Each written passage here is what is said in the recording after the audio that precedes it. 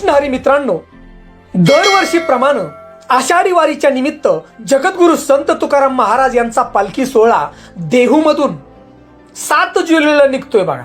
लाखो वारकरी बांधव त्या ठिकाणी संत तुकाराम महाराजांच्या पालखी बरोबर आहेत बघा.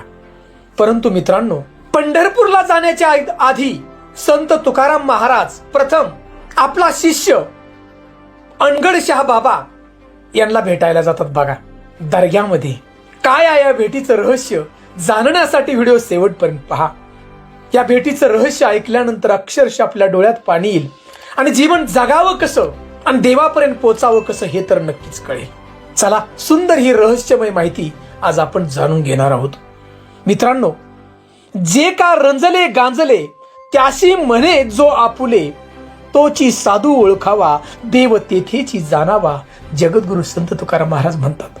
मित्रांनो, हा वारकरी संप्रदाय हा महाराष्ट्रातला जुना संप्रदाय आहे बघा. संत ज्ञानेश्वर माऊलींनी स्थापना केली आणि वारकरी संप्रदायानं नेहमीच समाजातल्या सर्व जातीतल्या घटकाला सोबत घेऊन या महाराष्ट्राची आध्यात्मिक जडणघडण घडविली.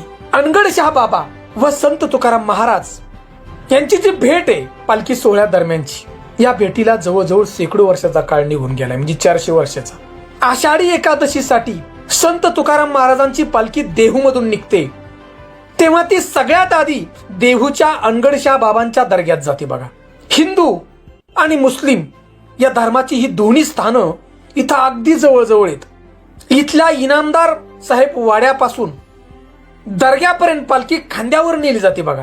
तिथे असलेल्या दर्ग्यासमोरच्या मेघडंबरीत संत तुकाराम महाराजांची पालखी ठेवली जाते. ही मेघडंबरी म्हणजे अभंग आणि आरतीचं स्थान म्हणून ओळखलं जातं बघा.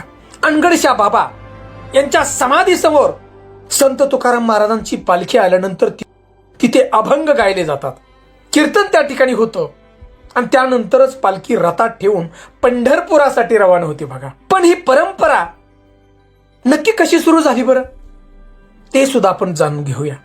मित्रांनो, अनगडशाह बाबा आणि संत तुकाराम महाराज यांच्यामध्ये मैत्रीचं नातं. असंही मानलं जातं की संत तुकाराम महाराज देहूमध्ये असताना पांडुरंगाची एवढी भक्ती केली की देवही त्यांना भेटा येत होता. आणि त्या काळामध्ये संत तुकाराम महाराजांनी आपली जी सगळी संपत्ती, सावकार होते मोठे, सगळी संपत्ती गोरगरिबांना वाटून टाकली आणि ही सगळी माहिती ती पुण्यामध्ये असणाऱ्या अनगडशाह बाबांना कळाली बघा, की ज्यांना देव भेटा येतोय हा संत आहे तरी कसा.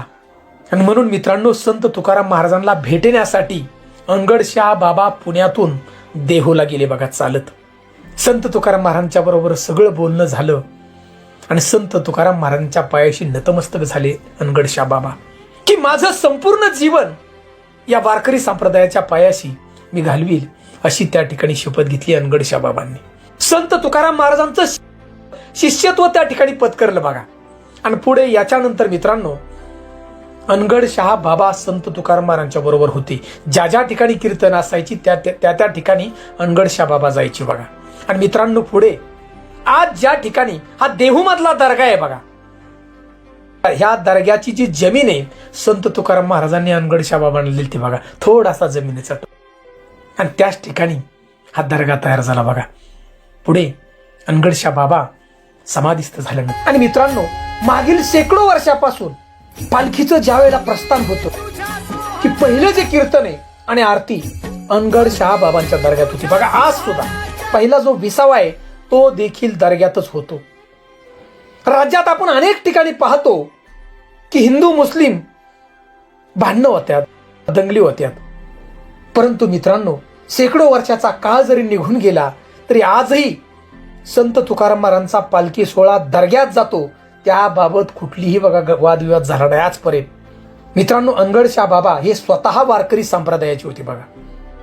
पण आजही जेव्हा अनगडशाह बाबांचा उरूस असतो बघा, मांसाहारी पदार्थाचा नैवेद्यही त्या ठिकाणी बाबांना दर्ग्यात दाखवत नाहीत.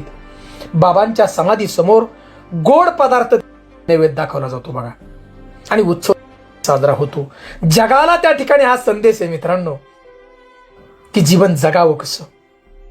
मित्रांनो, संत तुकाराम महाराज आणि अनगडशाह बाबा या दोन संतांच्या भेटीचं प्रतीक म्हणून आजही या भेटीकडे पाहिलं जातं बघा.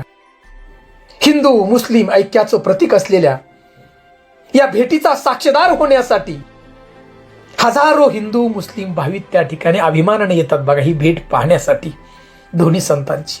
आणि अक्षरशः डोळ्यात पाणी येतं. मित्रांनो, हा दर्गा कसा दिसतो? साधा हो.